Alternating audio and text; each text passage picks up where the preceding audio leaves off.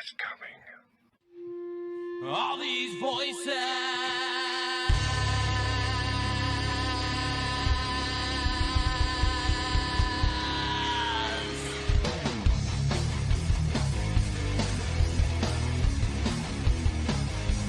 All these voices. They're not yours. You had no right to them when you were alive, and you have no right to them when you're dead. That's what it sounded like. Good, you know who I am. And you know I'm not playing. You're going to let those women go. In Jesus' name, you're going to let those women go. Is there a demon here watching us right now? Watching us right now. Hello, everyone, and welcome to another episode of Staring into the Abyss. I am your host, horror author James Hershey Jr., and with me, as always, my co-host, old boy James Ash. How you doing, brother? Thank you, buddy, and good evening, everybody. Thank you, brother. I hope you guys have a good night and enjoy the show, guys. Tonight's show ought to be interesting. This is Old Boy's Week again. So that means it's his pick, his topic, and I have no idea what he's going to talk about. So after Old Boy goes, I'll be back to give my response to whatever it is we're talking about tonight. And this ought to be interesting. So, Old Boy, go ahead, brother. And tonight's show is going to be about soulmates. Do you believe in them? You think they're real? And twin flames, and false flames, and all kinds of other things. But we'll talk about this in a minute. And I'm going to tell you about me and Jackie's story, and James will tell you about his. So I hope you guys enjoy this part of the show. It was my idea. So maybe it'll lead up to other shows down the line like it always does. And you guys can always leave your comments, what you guys think, and what you think, what your opinion is. Let's start off with soulmates. Do you believe in them? Or do I? Yes, I do. I believe in soulmates altogether. I don't believe that soulmate can just be romantically your wife or husband or a girlfriend or boyfriend. It could be a family member. It could be, and think about it. A lot of people realize soulmates can be like a best friend, a family member. It doesn't have to be romantic. I think a lot of people get that mistaken. I think you can be soulmates with people in your family. Like it's a different kind of soulmate. There's different soulmates. There's one you're supposed to be with, like you love and you know you're supposed to be with. But I think there's more than one. I think there's different ones. There's ones you love or people you're supposed to be in your life. Maybe in another time you're in a different place, maybe in a different dimension or multiverse, that you're a whole different thing with them. You never know. But I believe that. Believe in soulmates altogether. I believe me and my wife are soulmates. And I'll tell you a little bit about that in a couple of minutes when we get a chance. And yes, I do. I believe in this. This is why I did this show, because I wanted to talk about this stuff. I figured, we always do stuff about paranormal and monsters and conspiracy theories and aliens and ghosts. So maybe we do something a little different right now. And it's spiritual. A lot of people believe in it. I believe in it. My wife doesn't. We're pagans or, whatever you want to call me, But I think even James believes in it. I think a lot of people do. I don't think religiously it really matters. I believe that most people, I'm not saying most, but I know quite a few people, I don't want to say most, but quite a few people probably believe in soulmates. And we'll get into twin flames and false flames in a little bit too, so we could talk about that in a couple minutes. But yes, I do believe that there are soulmates. I believe I'm with my soulmate. I believe there's other soulmates. I've met them. Me and Jackie live a different lifestyle than most people. I don't really want to get into it because it's not about about my lifestyle, but me and my wife are married, and I know some of you guys seen I might date somebody on the side. Me and my wife will, but that's our life, not for everyone. And I'm not trying to bring that up but I believe that that's my wife. I don't care what anybody says. Oh, you're going to be, I'm going to tell you this right now. I've been doing this for years. And the funny thing is, the people who say it are people who are in marriages. And the funny thing is 60% of your marriages are divorce. And I've already been in what do they call it? monogamous relationship, and it didn't work. We got divorced. So did my wife. Now, we've been divorced once. And I'm not saying that like I have a problem with monogamous relationships at all. I'm just saying that you have a high divorce rate. I think people who live in those kind of lifestyles, there's nothing wrong with it. That you can live any way you want. That's your business. I don't have a problem, and don't think I'm trying to say anything to hate on you guys. I'm just pointing out a fact that happens, and that's life. And most of the time, sometimes you run into somebody else that you've been with somebody for 20 years. And it's usually people who are in their first marriages, and I kind of see it because think about it. When you marry somebody, when you're 18, 19, things change. You change. Some people can stay in love. It's very rare, but it happens. And then, with me and Jackie, I was married once. She was married once before, and now we found each other, and I'm happy with that. And I love my life. I'm also in my mid-40s, so is she. But getting to the point, I believe that soulmates do exist. I believe that me and my wife are soulmates. I don't think I could live without her, or vice versa. Some people can argue and say whatever they want, but that's just my opinion. James and Star are soulmates. That's my opinion. I know they are. They've been together for, I think, almost 20 years or 18 years or something like that. I don't know. It's somewhere around there. 17, I might be wrong, but I think they're truly soulmates. They complement with each other like me and my wife do. And that's the way it goes. Now, there's soulmates and there's twin flames. And twin flames are people who you're alike. And sometimes that's who you're supposed to be with. But sometimes your twin flame could be the person you're not supposed to be with. And I believe in twin flames. But sometimes your twin flame can get you in trouble, because I had one of those before too. And yeah. But I'm with my soulmate and the twin flame I'm supposed to be with now. And I believe there's false flames. What that means is you were somebody like your first marriage, second marriage, third or fourth marriage. If you don't believe in marriage, then that's fine. And I believe that too. I believe there's people we learn never to be with these kind of people again, or it was just a learning experience. They're just there to kill the time, or we thought they were soulmates and they really wasn't. It just felt that way. And I believe that. False flames, I really do believe that. And I believe they exist, and I believe that they're more of a stepping stone. I also believe that you can't really change. You can change fate for a while, but reality will come and catch up with you. And I don't know how you guys feel, but that's how I feel. I think there's false flames, and I think they're learning lessons. I've had a couple of them. And not just from relationships, family members, friends that I thought were like close as I could ever have somebody in my life, and things happen.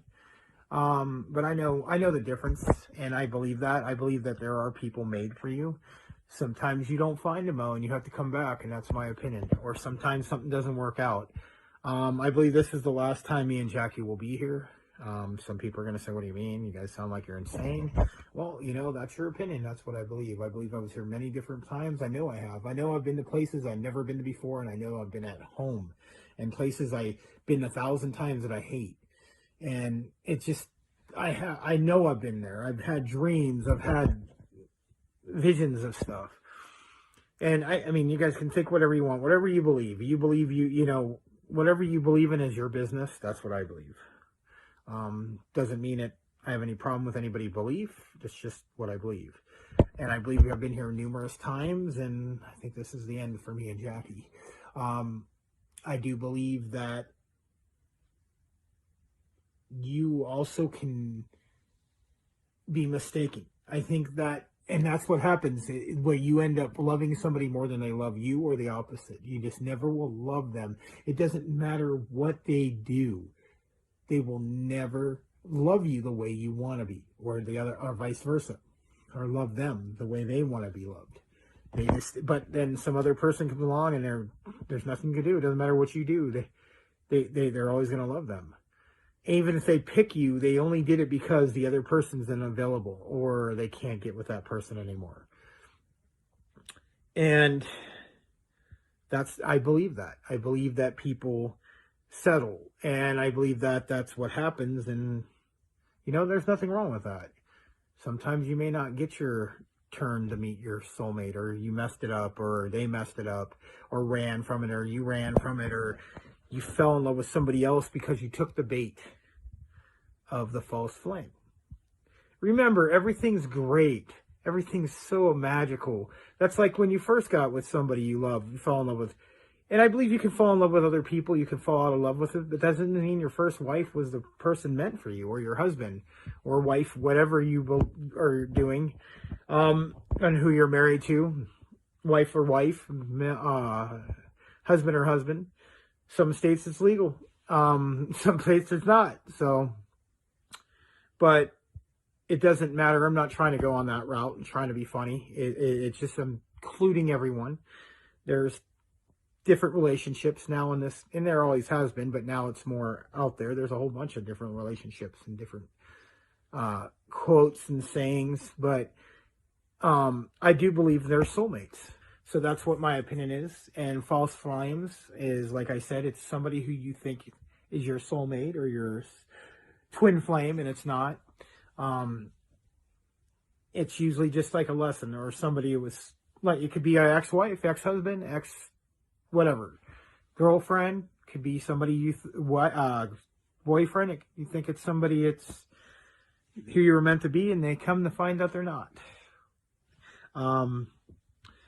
I also believe, like I said, with the twin flame thing, is I believe that I have my twin flame, but I also believe I've met them before in false flames. So I believe that you learn lessons from them. And twin flames it could be like a brother or sister. It doesn't have to be relationship wise. A lot of people get that mistaken. But I believe that most of the time, when like soulmate, like I was mates, where soul is together, and you could feel it. Me and my wife can think of stuff, and we know it. What the other person's saying, we'll say at the same time sometimes. It's just what happens. You know it. You know you're supposed to be with somebody, even if they're gone. Like, say you always find a way to come back. Or when they're gone, you mourn them, and you don't even want to marry anybody. Never do. Never want to see anybody again. Sometimes you still have needs, but that's life. And, you can't be by yourself, because it's not good for you. You might as well be sorry. If some people say you're better off alone, it's probably not the best idea, because that's when you get bad thoughts, and I'm not saying that you can never replace a soulmate, but don't be lonely. Don't be living, I don't want to be anybody, because I'm talking about older, I get it. Like 80, 70 years old, get it.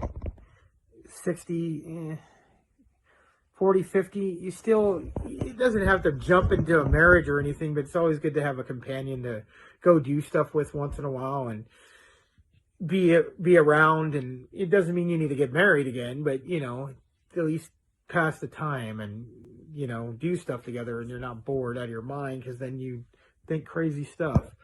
And I believe that too. I think a lot of people, when you're with your soulmate and they pass away or something happens to them, I believe it's like a living hell. And I believe there's people who come in your life so you can get hope through it. You're never going to get over it, but it can help you live as much as a normal life as you can. You're never going to be the same, but you have to go on sometimes, and that's what happens. And I believe that when your soulmate goes, a part of you go. And I've always believed that. I believe that you're not 100% anymore, and you never will be. That's just the way it goes, and that's the way I believe.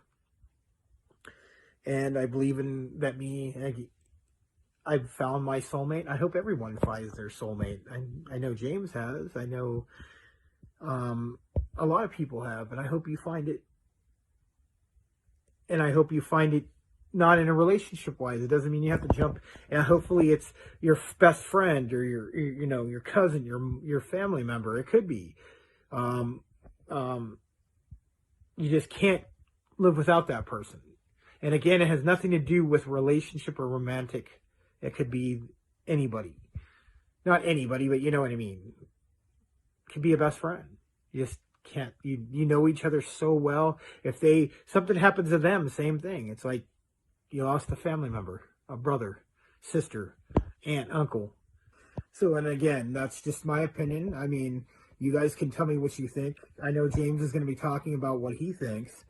On this one, I think we're kind of similar on it, but, you know, a little bit of difference of it. But I believe that, you know, soulmates are real. I believe they exist since time started. I just believe that. I think you're just meant to be with certain people. And I believe there's also backup plans, and I don't want to say that in a bad way. Like saying it, I believe that there's people you're supposed to meet and be with if the soulmate's gone, or something is there with somebody else, or they decided to change. Some people can't handle the fact is their fate's supposed to be the way it is. Some people want to change it, and they can, but it alters everything. And funny thing is, down the line, something doesn't work out. Sometimes they start talking to the person they were supposed to talk to in the first place, and they end up being with them. It happens, guys. I've seen it. I've seen it numerous times. I think it's learning curves through life. I think there's a bunch of them. There's always a consequences to everything you do. You might think somebody's with you, you're supposed to be with them, and when you're chasing somebody like that, just so you know, you 90% of the time won't catch them unless they come to you. And even if they do, there's a reason. Like I said before earlier, that they're just giving up on whatever they were trying to go after. They're running for something. And eventually they'll find something else to run to, trust me. You're never going to catch them because they're always running from something, or they think they're not good enough, or they're scared of reality. Some people can't handle they're getting older. Some people can't handle that they're not going to be in this world forever.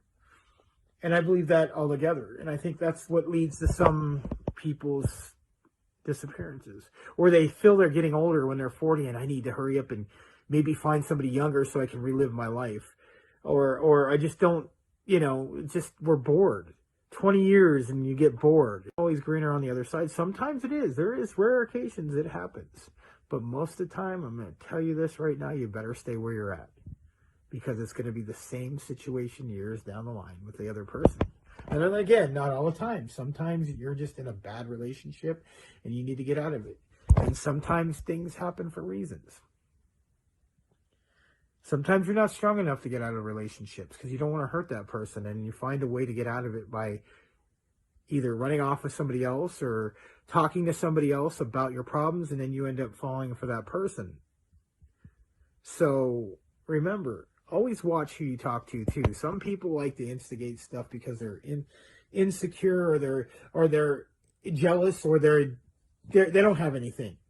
Or there's some people who actually have secret advances for you or the person altogether, or they like you and they just tell you bad things so you'll believe it, so you'll do the opposite and mess up everything you have at home.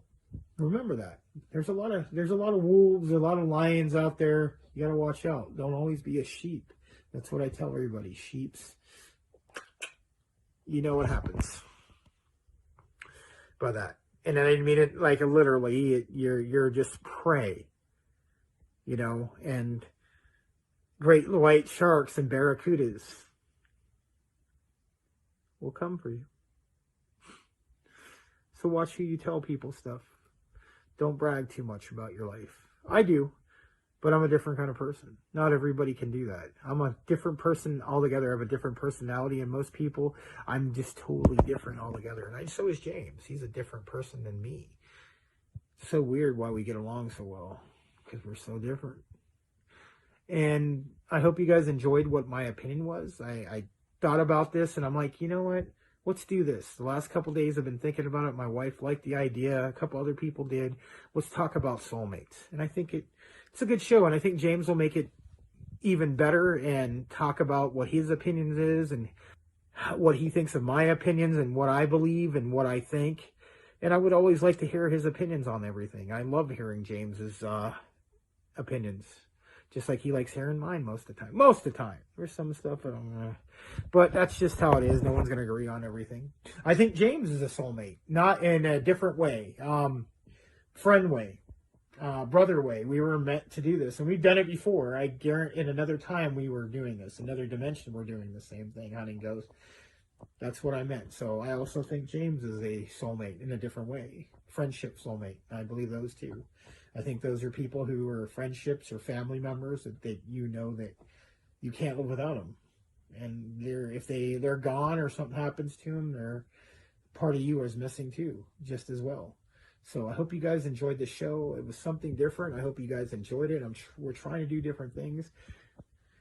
Down the line, you never know what's going to happen with those guys. There's a lot of networks out there watching everything we're doing. We're in touch with them. You never know what's going to happen. But have a good night, guys, and I hope you guys enjoyed the show. There you go, brother. That's all I got to say. Soulmates.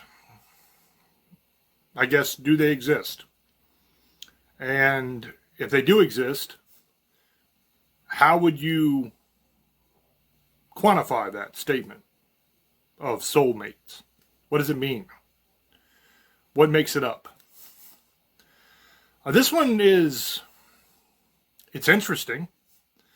But it's a little bit difficult, to be honest with you, to really quantify this. Because the term soulmate is wrapped up with love for a lot of people. And love is an emotion. And emotions are almost impossible to quantify. You may even say that it's impossible to do so. Or at the very least, you would have to be an absolute genius to be able to pull off a feat like that. Of being able to actually quantify and explain scientifically what a soulmate is.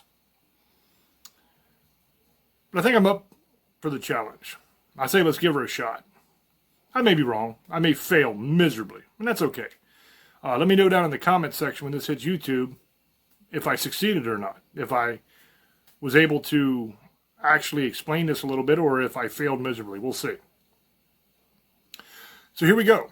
I'm just kind of doing this on the fly. So I think we should start by taking this from the realm of the emotional and transferring it to the realm of the scientific so that we can quantify it. Now, how do you do that? How do you take an emotion such as love and turn it into something fact-based, something scientific that can be measured? Well, let's look at the reasons for love. Let's start there.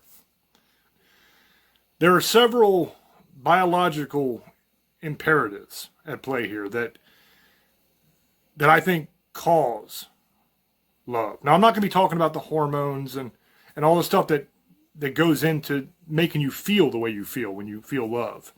Just what causes that reaction to take place in the body. There's a couple of different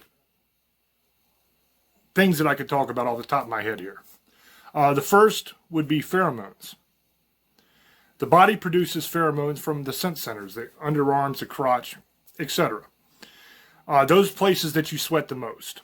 In that sweat is something called pheromones, which gives an olfactory chemical message to the brain that tells you whether or not you'd be a good match with somebody. Basically, it tells your brain whether or not to like that person. Now, whether it is in a romantic way or some other way, but mostly romantic. That is based on a couple different factors. The primary factor of whether your brain takes that scent, that pheromone, and translate it as desirable in your brain will be stability and the ability to keep your offspring alive and prosperous. Now, several things go into that. In the beginning, it was mostly physical prowess, hunting ability, fighting ability.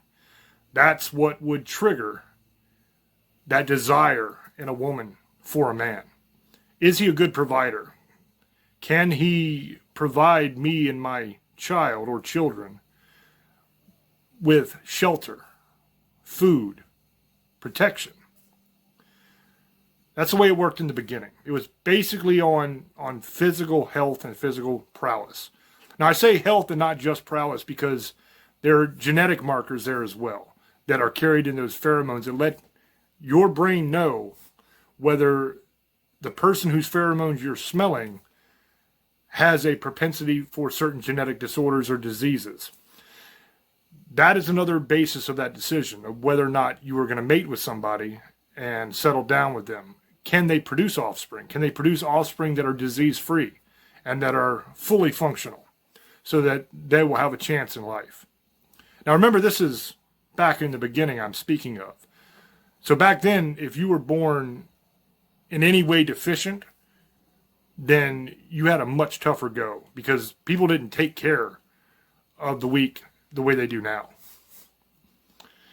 Nowadays, it would be based on also disease and genetic matching, but not so much on physical prowess as it would be based on good genetics and based on the ability to provide for the people still, just in a different way.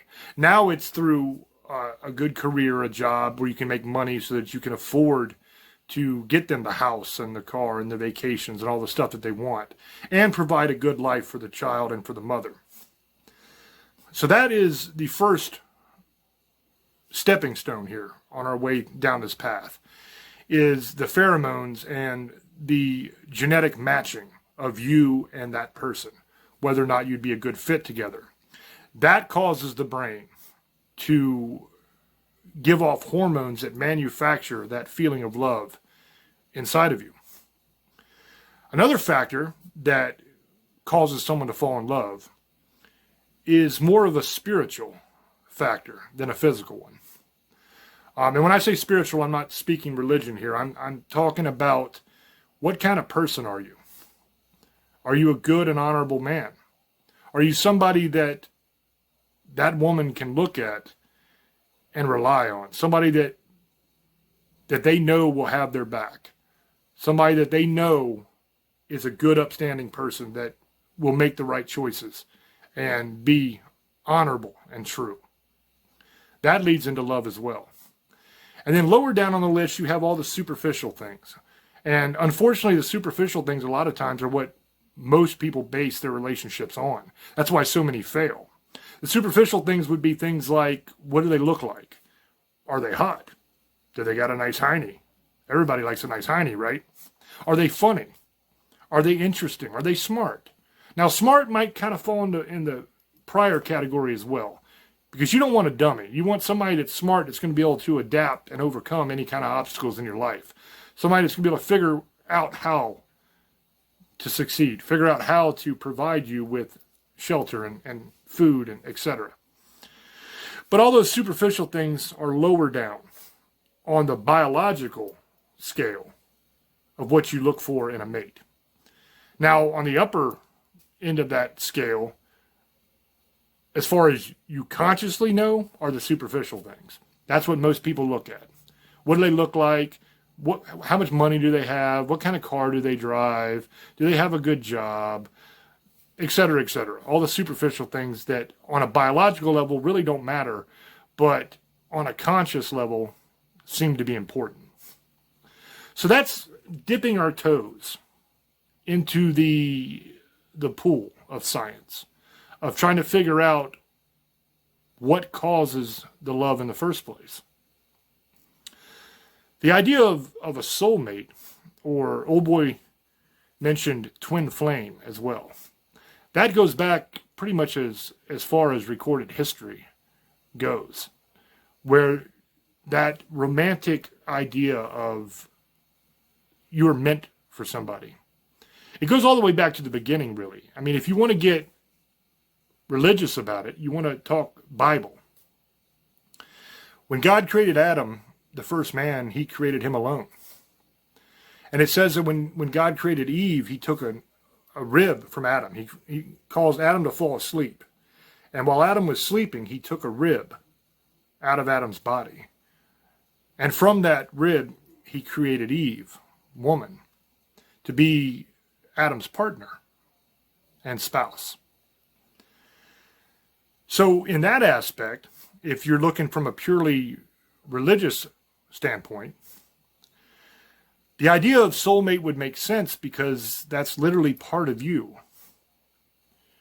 And a lot of people that are married can attest to that if they have good marriages, is that is your other half. You know, that's your better half, is what a lot of people say. And that idea of your other half goes back to the story of Adam and Eve. Although it's not quite half. One rib is not half, but that's where that idea, I think, comes from, is that you are part of me. God took my rib to make you. That's the idea. Although that's not reality, right? That may have been reality for Adam, because God took his rib to make Eve. God didn't take my rib to make Star. Star was born completely separate of me, okay? But that's where that idea of your other half comes from, of that person is meant for you. Now, we all know people in our lives that from the first moment you met that person, you instantly liked them. Whether in a romantic way or just a friendly way. Just something about that person, you dug that person. That was a cool person, man. I like that guy. I like that girl. I want to hang out with them, you know? And you've also had people in your lives that you get the exact opposite reaction from. To where from the moment you meet them, you can't stand that person. You just know that that person can't be trusted, that that person and you are going to be enemies of some sort. Everybody listening to me right now can name somebody on each side of that equation. Somebody you've had the good feeling about, and somebody who you've had the bad feeling about. So what causes that? Well, I think that also probably goes back to pheromones. The same exact thing, that the smells that person is putting off through their sweat glands, the pheromones in that sweat, which are telling your brain, this person is not good for me. This person I shouldn't partner up with in any way, whether it's romantically or not romantically. I shouldn't associate with this person because this person's not going to be good for me. I think on a biological level, that's probably what's going on there. I say probably because I'm not a biologist. I am a science guy, but I just, have a basic understanding of biology. I'm not a master level biologist or anything. My realm is physics. That's where I was, not biology. So let's talk about physics a little bit, especially let's talk quantum mechanics. Now, some of you might be going, uh-oh, I hate it when James does this. He gets into all this complicated crap, and I don't understand it. And he might as well be talking Greek. Where's the fast forward button? How do I skip ahead in this video? You don't have to do that. I'm going to make this real simple for you. It's going to sound complicated at first, but I promise you, I will explain this in a way that everybody listening will understand me. And most of you probably will be like, all right, man, you don't have to get that simple because I'm not a dummy. I understand. Quantum entanglement. That's what we're going to talk about. Now, I can give you the $25 definition with a lot of words that you can't spell and you can't pronounce, that you're not going to understand what I'm talking about, most of you. Or I could just make it nice and simple. See, I played music for a lot of my life too. And we had a saying when we played music, and this isn't meaning to offend nobody. I'm not calling anybody dumb or anything like that. But the saying that we had was KISS. K-I-S-S. And it didn't stand for the band that wore the makeup and stuck the tongue out all long and all that stuff. It stood for keep it simple, stupid. And the idea was make it so simple that you can have fun with it and jam and not lose yourself in the music. And when I say lose yourself in the music, I don't mean in a good way to where you're vibing with it and you're just in it. I mean where you're concentrating so hard on trying to make the changes and the chord progressions and everything is so difficult that you have to pay so much attention that you forget to enjoy yourself. You forget that the whole point is to make people shake their butts. It's not about how complicated you can play. Your job is to make people happy, to make them groove, to dance, shake their booties, and hook up with each other, and at bars to sell beer, basically. That's your job. So you keep it simple, stupid. You don't get too complicated with it. And I like to take the same approach when it comes to science. Because, see, a lot of people look at science and they get intimidated. It's daunting when you think about it. Because there's a lot of complicated things that a lot of people don't understand unless you studied it. And I get that. Because there's things that I don't know about. There's things that some people talk about. Like my wife's a great example. My wife is a genius when it comes to like makeup and fashion and all that kind of stuff. Hell, I don't even know what all the colors are. I mean, she told me the other day to go into the other room, because we got another room that has like all of her shoes and everything in it. And she said, go to the other room and get me my teal cloud shoes. That's what she told me. I don't know what the hell a cloud shoe is. To me, 90% of the shoes look the same. I have no damn idea what they are. And I certainly don't know what the hell color teal is. So I said, what the hell's teal? And I finally settled on the fact that teal is somewhere in between a blue and a green. So I said, okay, I can work with blue and green. I understand blue and green. Blue and green's easy. So I went in the other room and I looked around and I said, well, here's one that looks green. It's like white with a green stripe going on. That looks like that might be it. So I grab it. And I come back like a hero. Because I found the shoe, man. I did it. It was the right shoe. But I thought it was green. It wasn't green. It was teal, apparently. I thought it was green. And she said, no, that's not green. That's teal. I said, no, that looks like lime green to me. So my point in that long-winded story is that there are things that I have no idea about. And when people explain them to me, I want it explained to me as if I'm the dumbest person on earth and I can't understand it. Because chances are, if you go into a lot of artistic terms, I have no idea what the hell you're talking about. You gotta dumb that down for me a little bit.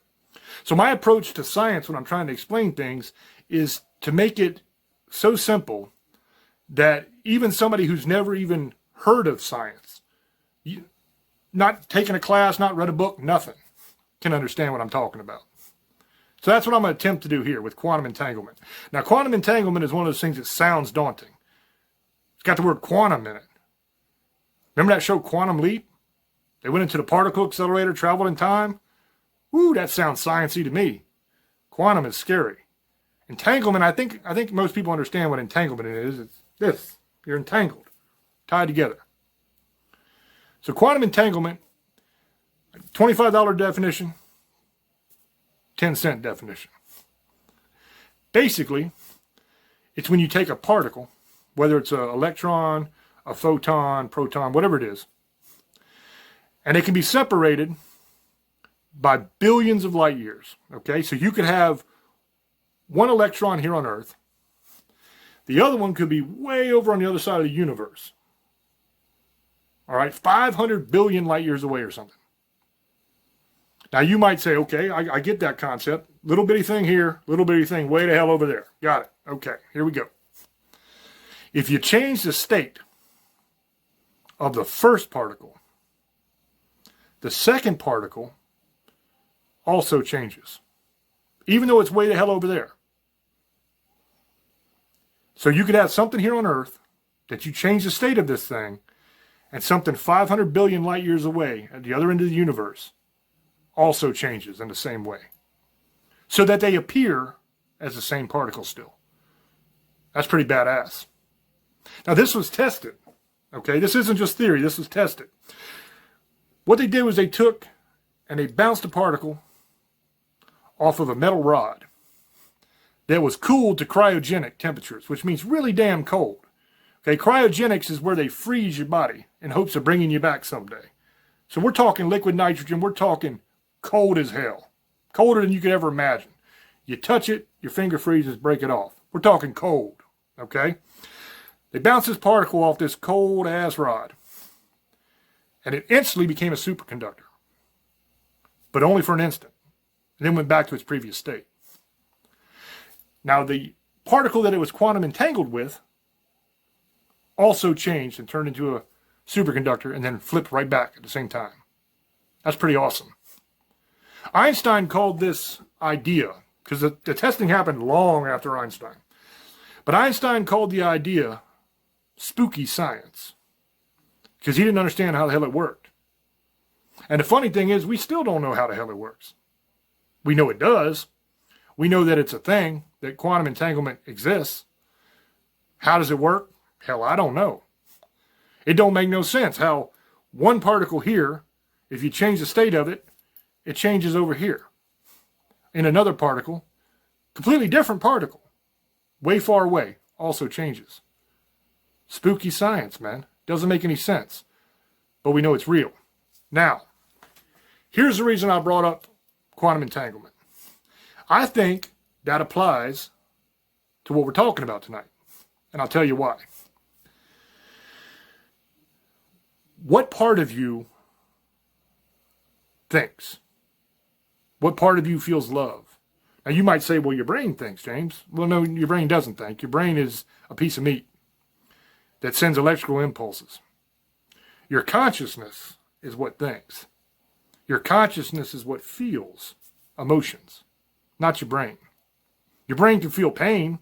If I take a needle and I jam it in your brain, it'll feel pain, it'll hurt. But it's not going to feel emotion. That's the inner you, that's your consciousness. So what some people would call your soul, right? You, your spiritual self. Now, physics tells us that we are all just energy. Energy can never die. It just changes forms. So if you look at the experiment, you got a particle, you got an electron. That's energy. Proton, energy. Neutron, energy. Photon, light energy. Right? All of it's energy.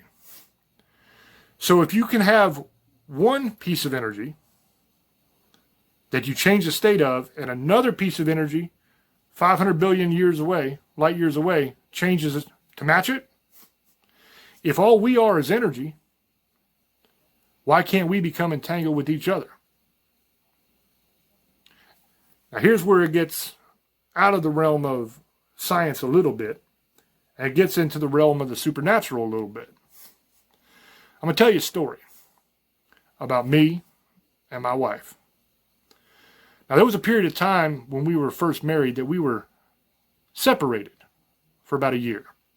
Now, we weren't separated in a legal sense. We weren't even actually married yet. We were engaged, but we hadn't gotten married yet. But she had to go away for a year, and I was here for a year. So we were many, many, many miles away. When she would be missing me and having a tough time of it and would get depressed, I would feel it. I would feel sad or hopeless or depressed. Out of nowhere, I would just feel it. And I would know, okay, that means that something's going on with my baby, that she's upset. So I'm going to write her a really wonderful letter tonight, and I'm going to send it off to her telling her how much I love her. And when I talk to her on the phone in the morning, I'm going to let her know that I'm thinking about her and that I love her and I miss her. Try to cheer her up, make her feel better. On the opposite side of that, when she was having a great day and was like super happy, I felt that too. I felt joyous and wonderful. And I know that it is reality because I would speak to her the next day and I'd say, man, you had a rough night last night, didn't you? And she'd say, yeah, I did. And she'd go into detail, tell me everything that was going on and how upset she was. Or I'd say, man, you must have had a good day yesterday, man. You must have been happy. And she's, oh, yeah, I was on top of the world. We did this, this, and this, and it was wonderful. And every time I felt what she felt. Now, I'm not talking like Cheech and Chong's Corsican brothers or anything like that, where you stab me and she feels it, you stab her, I feel it. That's not how it works. But those emotions, that root feeling that she had, for whatever reason, I felt it as well. Now, that has no scientific explanation. You might think that if she was in the room with me and she was sad, well, I could see that she's sad. So I might get sad. Say, oh man, I feel you, man, that sucks. But I had no way to know in reality if she was sad or happy because I didn't see her. And I wasn't on the phone with her. I had no way to know what was going on until the next day. I'll give you another example of this that doesn't have to do with me. A lot of couples, when a woman gets pregnant, when they're really close, the man will have a sympathetic pregnancy. He will have a lot of the same kind of experiences that the woman has. Now, not the big ones. Don't get me wrong. He ain't giving birth to the baby. That's impossible. He's not going through labor and all that stuff. But he'll get morning sickness sometimes.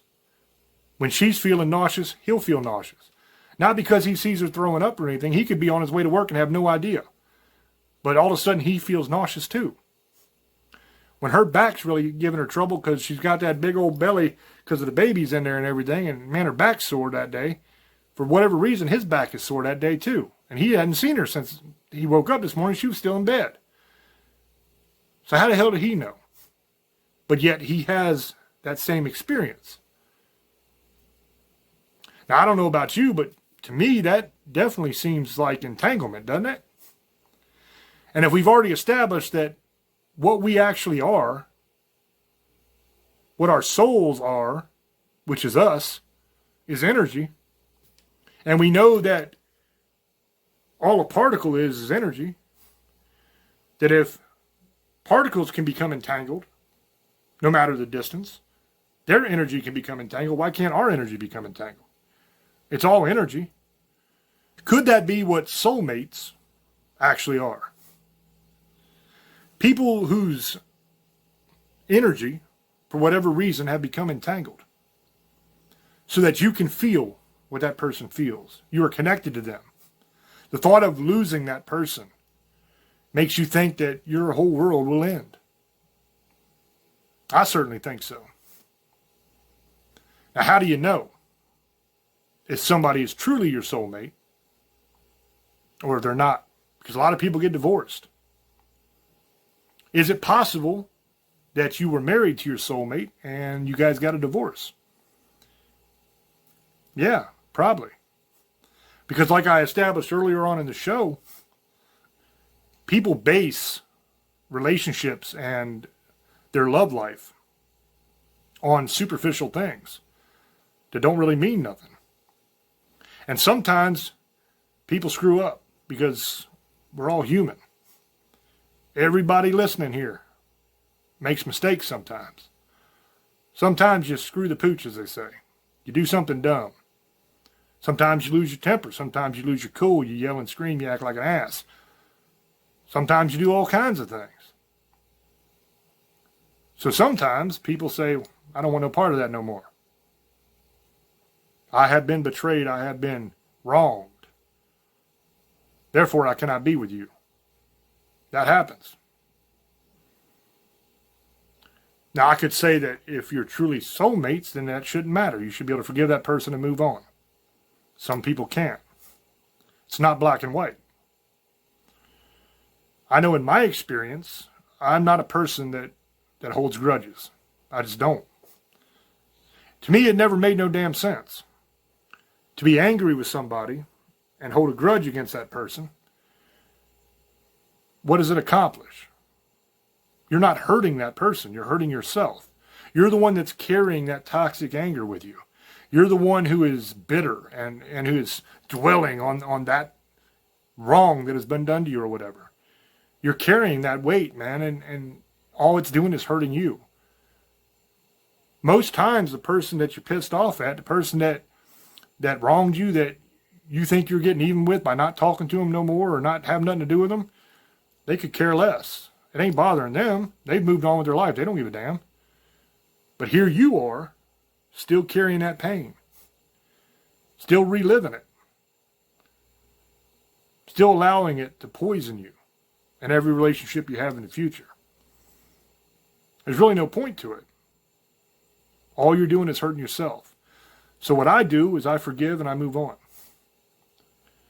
If somebody hurts me, somebody wrongs me, if they apologize, I just accept their apology and I move on. I forget about it.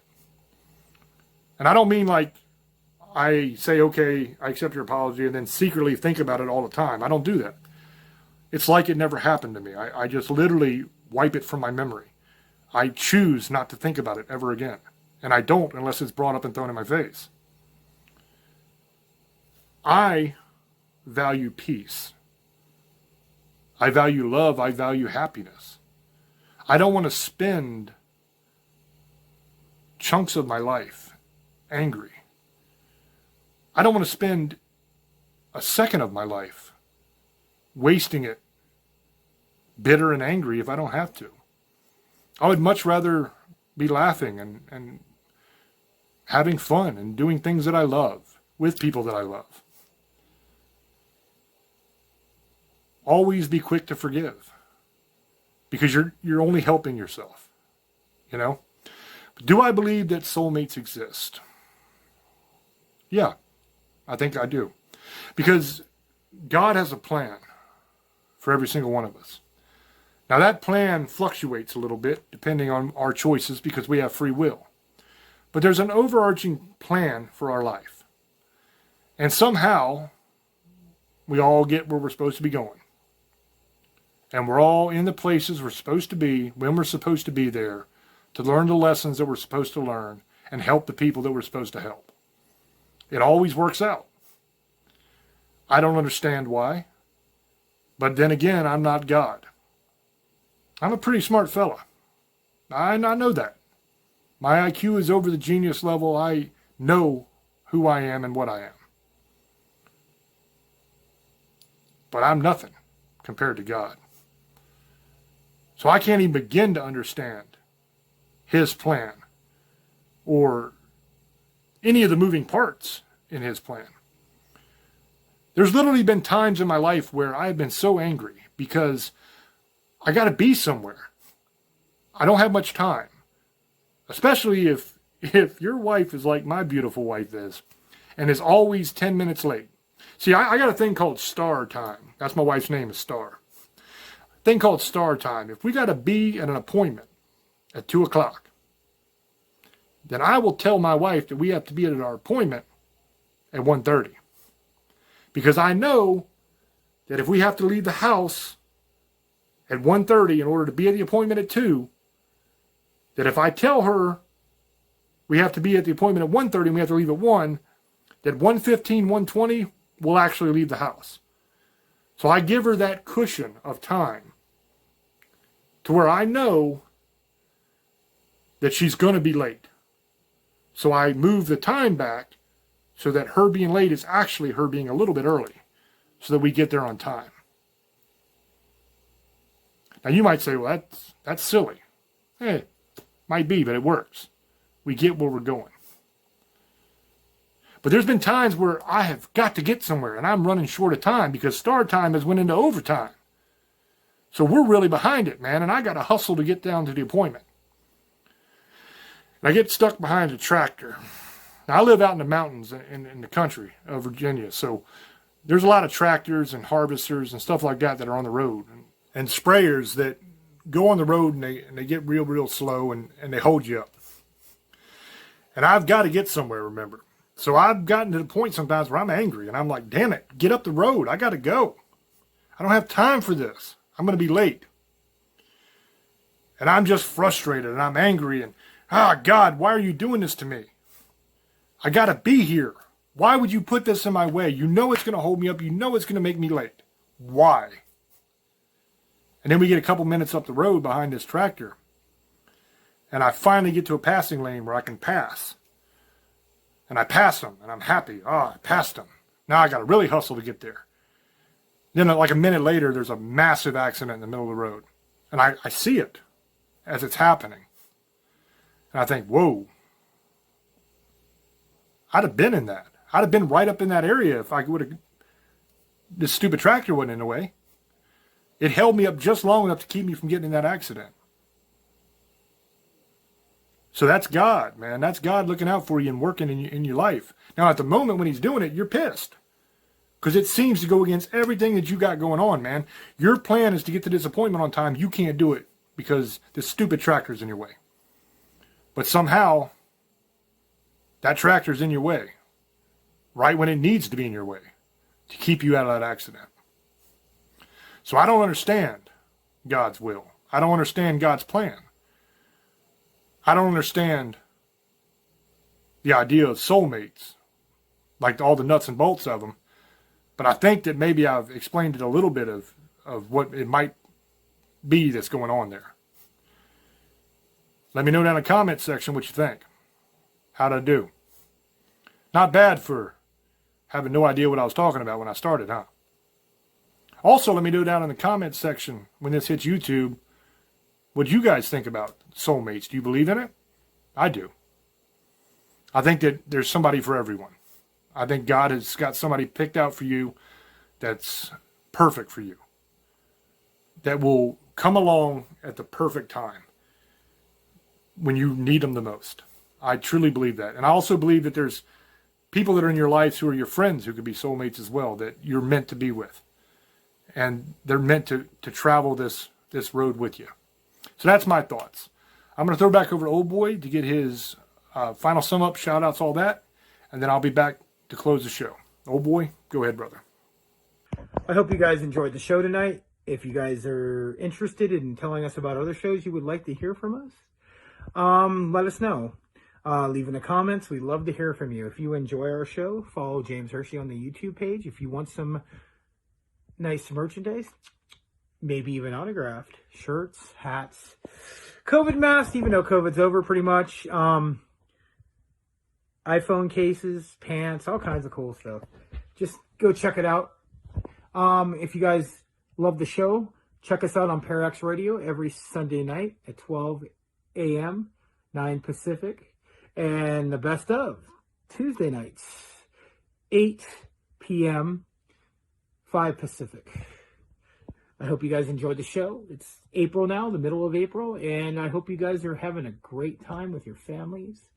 So, spring's here, and enjoy. Misfits, here, ladies, monster lovers, demon hunters, I love you, and blessed be. And good night, guys. Thank you, brother. Well, I hope you guys enjoyed this one. It was fun. It was definitely interesting, and it was different.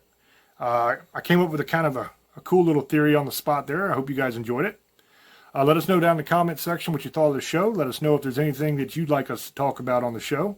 As always, thank you so much for listening and supporting us. If you're listening on the radio right now, whether it's Parax or one of the other affiliates, check out the YouTube channel, youtube.com/James Hershey Jr. That's where all the replays go. Every single episode of Staring, the replay goes there. And on the YouTube channel, you can actually see video of us doing it, not just audio, which is kind of cool. You'll get to actually see us talking instead of just hear us. Also, we put every episode of Tales from the Abyss, which is a documentary series documenting what we do, basically. We operate paranormal teams. We go in and we fight demons and we save families. That's what we do. So that documentary series kind of documents that and shows you some of the cases we work and from start to finish and everything. Also, I do a thing called Paranormal News, which is on the YouTube channel, which basically just news articles that have to do with the paranormal. Check out the channel. Please like the video, subscribe, hit the little notification bell thingy, all that stuff. Appreciate you guys. Love you guys. If you want merch, you want to support the show that way, the link to the merchandise store is in the description box of every single video on YouTube that I put up. You can support us that way if you like. If you don't, that's fine. Thank you for listening. Thank you for hanging out with us, and we'll catch you on the next one. Till we speak to you again, love many, trust few, and do harm to none. God loves you, and so do we. Bye-bye.